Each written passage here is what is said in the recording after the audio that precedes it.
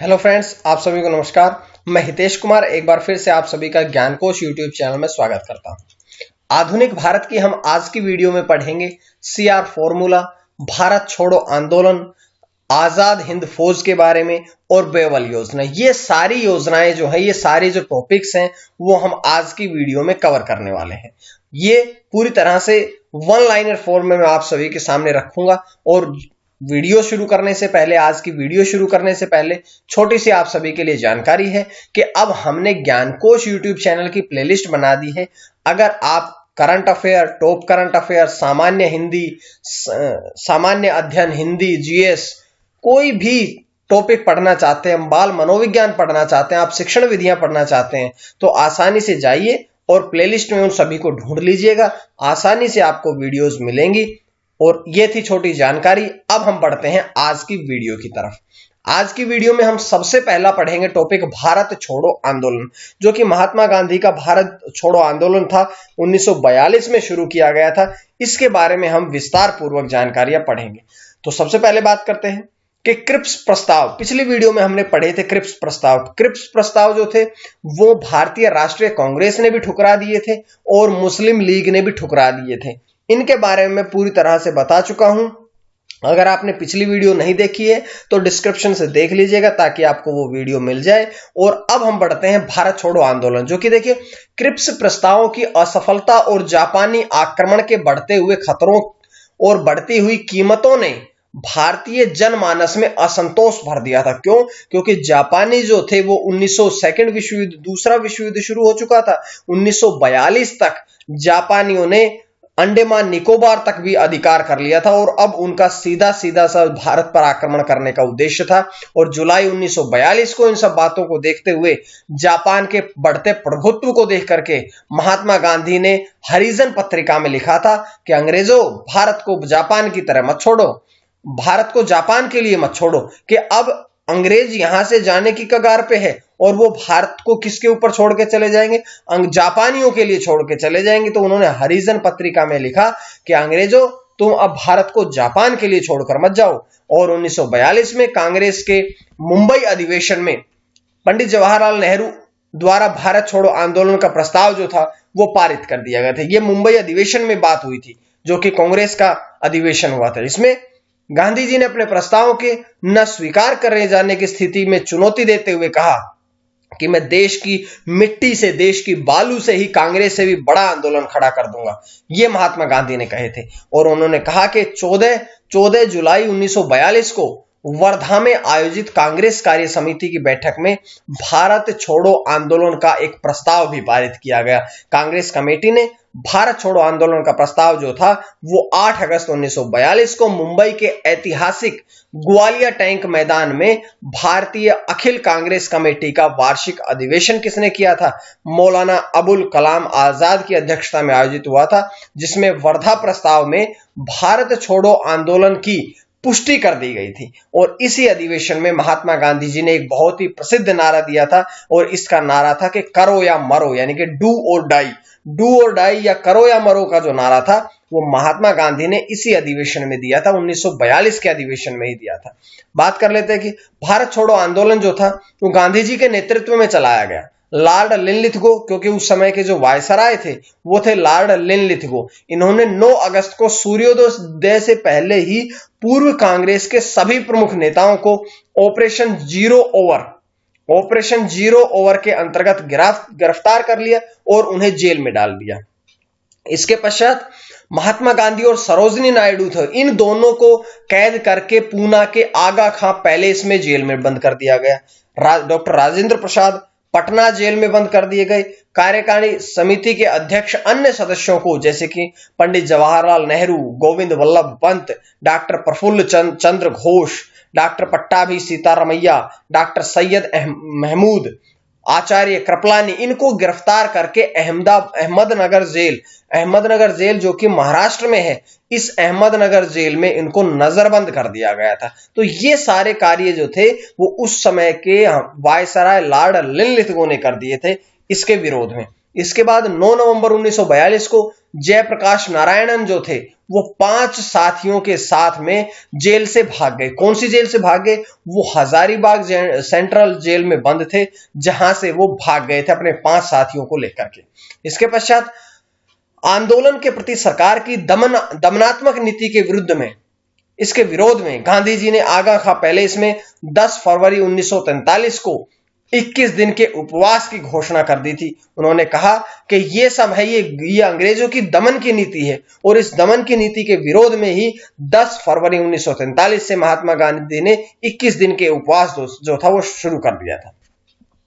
अब उपवास करने से स्वास्थ्य खराब होने लगा, और जिस कारण से 13 दिन बाद ही सरकार को चकमा देकर 7 मार्च 1943 को भूख हड़ताल समाप्त कर दी, और उन्हें 8 मई 1944 को कैद से भी रिहा कर दिया गया था। उसमें क्या हुआ कि गिरफ्तारी से बचे नेता कौन कौन थे? जैसे राम मनोहर लोहिया, उषा मेहता, वी.एम. खाकर, नादिमान अब्रवाद, जयप्रकाश नारायणन, अरुणा आसफ अली, इन सभी ने भूमिगत होकर कांग्रेस रेडियो का संचालन किया। भूमिगत का मतलब यह है कि इन सभी ने छुप करके कांग्रेस रेडियो का संचालन भी किया था। और भारत छोड़ो आंदोलन के दौरान बलिया के गांधीवादी चित्तू पांडेय के नेतृत्व में पहली बार समानांतर सरकार जो थी वो स्थापित करी गई थी। बंगाल के मिदनापुर जिले के तामलुक नामक स्थान पर 17 दिसंबर 1942 को तामलुक जातीय सरकार की स्थापना कर दी गई, और यहां की जो सरकार थी वो 1 सितंबर 1944 तक चली थी, यानी कि लगभग ये सरकार 2 वर्षों तक चली थी। इसके बाद सतारा जो कि महाराष्ट्र में है, सतारा में इस समय की सर्वाधिक दीर्घकाल की समानांतर सरकार रही, जिसके प्रमुख नेताओं में कौन कौन थे? वाई.वी. चौहान, नाना पाटिल प्रमुख थे। और यहां की सरकार कब तक चली थी? 1945 तक चली थी, यानी कि ये सरकार जो थी ये लगभग 3 साल तक चली थी। और 1942 के भारत छोड़ो आंदोलन की नेत्री अरुणा आसफ अली को माना जाता है, यानी कि इस आंदोलन में प्रमुख नेता जो थे वो तो महात्मा गांधी, क्योंकि उनके नेतृत्व में हुआ था, लेकिन अगर कोई नेत्री आती है तो उसे अरुणा आसफ अली को भी माना जाता है। भारत की स्वाधीनता के लिए किया गया यह अंतिम महान प्रयास था। इसके पश्चात 1942 में भारत की स्वाधीनता के लिए किया गया ये अंतिम महान प्रयास था, यानी कि अंतिम इतना बड़ा आंदोलन किया गया था, जिसके पश्चात CR फॉर्मूला आता है, यानी कि चक्रवर्ती राजगोपालाचारी फॉर्मूला 10 जुलाई 1942 को आता है। इसमें क्या हुआ था, बढ़ते हैं कि CR फॉर्मूला 1944 में आया था। 10 जुलाई 1944 को राजगोपालाचारी ने देश की सांप्रदायिक समस्या को सुलझाने के लिए एक फॉर्मूला प्रकाशित किया था, जो CR फॉर्मूला के नाम से जाना जाता है। इस फॉर्मूले के अनुसार क्या क्या बातें थी? तो इस फॉर्मूले के अनुसार जो थी वो मुस्लिम लीग भारतीय स्वतंत्रता की मांग का समर्थन करें और अस्थायी सरकार के गठन में कांग्रेस का समर्थन करें। ये इस फॉर्मूले के अनुसार था कि जो मुस्लिम लीग थी कि भाई अब मुस्लिम लीग और कांग्रेस को अलग अलग बंटने की आवश्यकता नहीं है, क्योंकि सब समझ चुके हैं कि कांग्रेस फूट डालो राज करो की नीति जानते हैं। तो ऐसे में उन्होंने कहा कि जो मुस्लिम लीग है वो भारतीय स्वतंत्रता की मांग करे, पाकिस्तान के निर्माण पर जोर कम दे, वो भारत की स्वतंत्रता की मांग करे और अस्थायी सरकार के गठन के लिए कांग्रेस का समर्थन करे। अगर मुस्लिम लीग और कांग्रेस एक होगी तभी वो इस देश को अंग्रेजों से बचा सकती है। इसके पश्चात युद्ध के समाप्ति के पश्चात एक कमीशन उत्तर पश्चिमी तथा उत्तर पूर्वी भारत में उन क्षेत्रों को निर्धारित करे जहां मुसलमान स्पष्ट रूप से बहुमत में हैं, और उस क्षेत्र में एक जनमत द्वारा यह निर्णय लिया गया कि वे भारत से अलग रहना चाहते हैं या नहीं। यह निर्णय भी भारतीय जनता द्वारा लिया गया कि क्या वे अलग रहना चाहते हैं या हमारे साथ ही मिलकर के रहना चाहते हैं।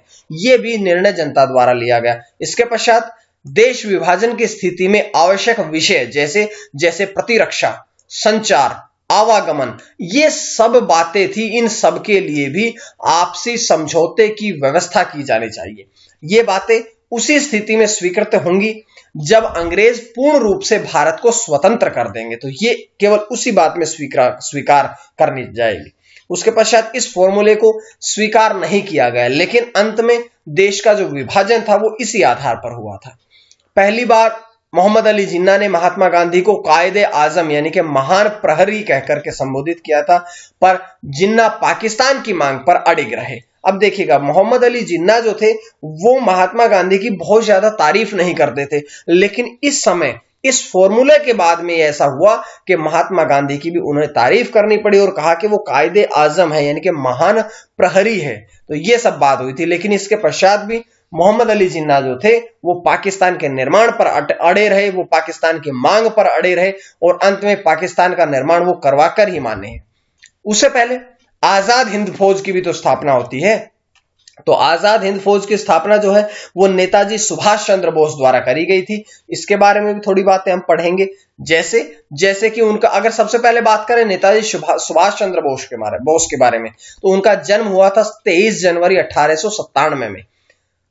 1920 में सुभाष चंद्र बोस द्वारा ICS परीक्षा उत्तीर्ण कर दी गई थी। 1921 में पद से त्यागपत्र देकर के कांग्रेस के असहयोग आंदोलन में वे शामिल हुए थे और 1 दिसंबर 1921 में पहली बार कारावास का दंड उन्हें मिला था और उन्होंने प्रिंस ऑफ वेल्स का कलकत्ता में उनके द्वारा स्वागत जो था उसका भी बहिष्कार किया था। तो ये सारी बातें मैं बता रहा हूं आपको सुभाष चंद्र बोस के बारे में। 1928 में नेहरू रिपोर्ट के विरोध में इंडिपेंडेंट लीग की उन्होंने स्थापना करी और फरवरी 1938 में हरिपुरा और जनवरी 1939 में त्रिपुरी कांग्रेस अधिवेशन के अध्यक्ष भी बने थे। वे अप्रैल में त्रिपुरी अध्यक्ष पद से त्यागपत्र देकर के उन्होंने फॉरवर्ड ब्लॉक नामक स्थापना करी थी, एक समिति की स्थापना करी थी जिसका नाम था फॉरवर्ड ब्लॉक। सुभाष चंद्र बोस को जुलाई 1940 में भारत सुरक्षा कानून के तहत गिरफ्तार कर लिया गया और उन्हें कलकत्ता में बंद कर दिया गया, जेल में बंद कर दिया गया था। लेकिन सुभाष चंद्र बोस के भूख हड़ताल करने पर 5 दिसंबर 1940 को, जुलाई में वो बंद किए थे, लेकिन 5 दिसंबर 1940 को उन्हीं के घर में उन्हें नजरबंद कर दिया गया था और 18 जनवरी 1941 को सुभाष चंद्र बोस का भारत से पलायन और 28 मार्च को बर्लिन पहुंचे। यहां से वो चले गए थे 18 जनवरी को, उसके पश्चात वे 28 मार्च को बर्लिन पहुंचे थे और बर्लिन में ही हिटलर ने सुभाष चंद्र बोस को बर्लिन रेडियो से ब्रिटिश विरोधी प्रचार करने और जर्मनी में भारतीय युद्ध बंदियों से एक आजाद हिंद फौज की स्थापना करने की आज्ञा मिली थी। तो वहां पर हिटलर थे, हिटलर का साथ मिला। हिटलर ने उन्हें बर्लिन के रेडियो से अंग्रेजों का विरोध करने के लिए कहा और वहां से उन्होंने अंग्रेजों का विरोध किया, क्योंकि इस समय दूसरा विश्व युद्ध चल रहा था। तो उस समय भारत के लोग भी जो थे वो बर्लिन में बंदी बनाए हुए थे और बंदी बनाए हुए लोगों से ही, लोगों का साथ लेकर ही इन्होंने, सुभाष चंद्र बोस ने आजाद हिंद फौज की स्थापना भी करी थी। इसके पश्चात 28 से 23 मार्च 1942 को टोक्यो सम्मेलन में रास बिहारी बोस द्वारा इंडिपेंडेंस लीग का गठन किया गया और 15 से 20 जून के बैंकॉक सम्मेलन में सुभाष चंद्र बोस को बुलाने का निर्णय भी लिया गया था। अगस्त 1942 तक कैप्टन मोहन सिंह द्वारा 16,000 सैनिकों की आजाद हिंद फौज का गठन कर लिया गया और 8 फरवरी 1943 को सुभाष चंद्र ने जर्मनी छोड़ा और वो 23 जून को टोक्यो पहुंचे थे, क्योंकि बता चुका हूं कि जर्मनी में वो हिटलर के साथ मिले थे और उन्होंने वहां पर इसकी गठन किया था, आजाद हिंद फौज का गठन किया था। जिसके पश्चात 4 जुलाई 1943 को सुभाष चंद्र बोस ने इंडिपेंडेंस लीग के अध्यक्ष और आजाद हिंद फौज के सर्वोच्च सेनापति के रूप में दिल्ली चलो का नारा दिया और वे अध्यक्ष बने और आजाद हिंद फौज के सर्वोच्च सेनापति भी बने थे और दिल्ली चलो का नारा दिया था। तो अगर एग्जाम में पूछा जाता है कि दिल्ली चलो का नारा किसने दिया, तो ये इंडिपेंडेंस लीग के अध्यक्ष बनने के पश्चात, आजाद हिंद फौज के सर्वोच्च सेनापति बनने के पश्चात नेताजी सुभाष चंद्र बोस ने यह नारा दिया था और वहां टोक्यो जहां पर यह हो रहा था सम्मेलन, इसके पश्चात उन्होंने नारा दिया कि अब चलो दिल्ली चलो का नारा दिया। बर्लिन में इनका स्वागत हिटलर के प्रमुख सहायक रिबेनट्रॉप ने किया था और सुभाष चंद्र बोस को पहली बार जर्मनी में हिटलर द्वारा नेताजी कहकर के पुकारा गया था। तो अगर पूछा जाए कि जो सुभाष चंद्र बोस है उनको नेताजी किसने कहा था, तो नेताजी सुभाष चंद्र बोस मैं कई बार बोल चुका हूं, तो उनको जो नेताजी की संज्ञा दी गई थी, नेताजी का जो नाम दिया गया था, वो जर्मनी के हिटलर द्वारा दिया गया था और यहीं पर उन्होंने जय हिंद का नारा भी दिया था। 21 अक्टूबर 1943 की घटना बताता हूं कि सिंगापुर में सुभाष चंद्र बोस द्वारा अस्थायी सरकार का गठन किया। वे स्वयं राष्ट्रपति प्रधानमंत्री और मुख्य सेनापति बने।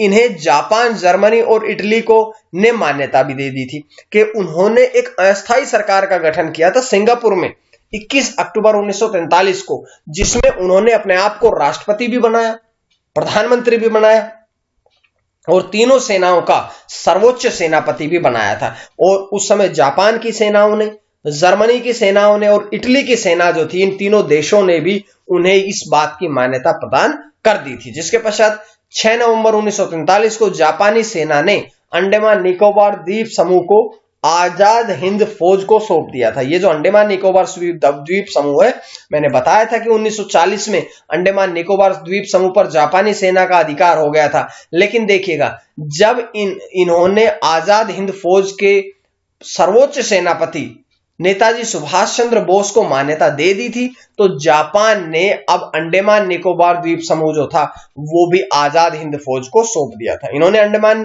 को शहीद द्वीप या निकोबार को स्वराज द्वीप का नाम भी दिया था। जिसके पश्चात 6 जुलाई 1944 को सुभाष ने पहली बार गांधी जी को राष्ट्रपिता कहकर भी संबोधित किया था। तो महात्मा गांधी को इन्होंने क्या कहा था?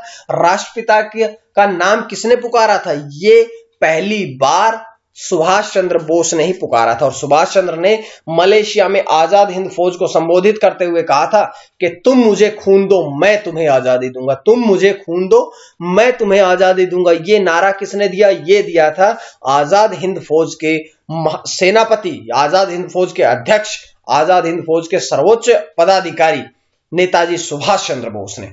और 18 अगस्त 1945 को ताइकू हवाई अड्डे, जो कि ताइवान में है, यहां पर विमान दुर्घटना में सुभाष चंद्र बोस की मृत्यु हो जाती है।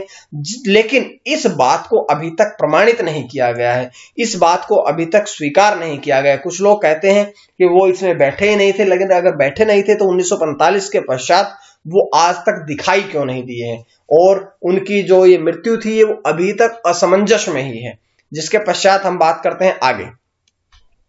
आजाद हिंद फौज के गिरफ्तार अधिकारियों और सैनिकों पर लाल किले में चल रहे मुकदमे में उनके पक्ष में Pandit Jawaharlal Nehru, Aruna Asaf Ali, K N. Katju, sir T B. Sapru, Bhulabhai Desai ने वकालत करी थी। और इस मुकदमे में मुख्य अभियुक्तों जैसे कि कर्नल सहगल, कर्नल ढिल्लो और मेजर शाहनवाज पर राजद्रोह का आरोप लगाया गया था। जिसके पश्चात मुखर्जी कमीशन ने सुभाष चंद्र बोस की मृत्यु की जांच भी करी थी। तो अगर पूछा जाए कि उसकी मृत्यु की जांच किसने करी थी, तो नेताजी सुभाष चंद्र बोस की मृत्यु की जो जांच करी थी वो मुखर्जी कमीशन ने करी थी। इसके पश्चात बात करते हैं कि बेवल योजना के बारे में। 1945 में बेवल योजना हुई थी। तो बेवल योजना पर विचार करने के लिए 25 जून 1945 को शिमला में एक सम्मेलन हुआ था, जिसमें कांग्रेस, मुस्लिम लीग और अन्य लोग जो थे उन्होंने जाकर के इसमें भाग लिया था। स्वशासन की जो प्राप्ति के लिए गवर्नर जनरल की कार्यकारिणी के सदस्यों में भारत के राजनीतिक नेता भी शामिल हुए थे। और वायसराय की कार्यकारिणी परिषद में वायसराय और प्रधान सेनापति को छोड़कर सभी शेष जो व्यक्ति थे वो भारतीय सदस्य होंगे, ऐसी बात कही गई थी। जिसके पश्चात परिषद में हिंदू और मुसलमानों की संख्या जो थी वो बराबर हो, ऐसा कहा गया था। वैदेशिक मामलों का विभाग जो था वो परिषद के भारतीय सदस्यों के हाथ में हो और युद्ध के उपरांत भारतीय स्वयं अपने संविधान का निर्माण करेंगे। ये सारी बातें जो थी वो बेवल योजना में कही गई थी। तो ये थी आज की वीडियो।